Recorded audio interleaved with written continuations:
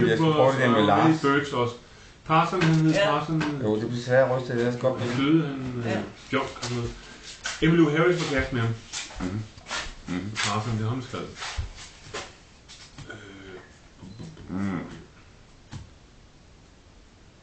Ej, det er godt rystet, det er lige drejet hovedet, mand. Det er meget sjovt ud. Nu kommer det her, Thomas. Ready Steve. Aha. Mandy. Ja. Alright, fellas. Nej, Mick. Hallo. Mick. Mick.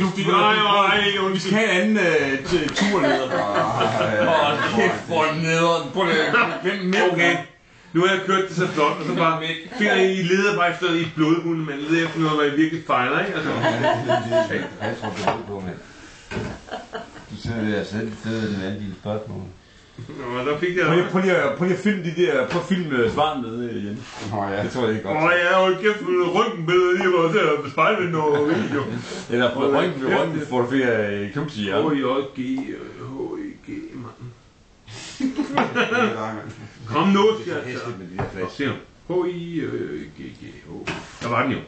Nu kommer den. Thomas, er du klar? Are you ready, Tommy? Yeah. Andy? Mick.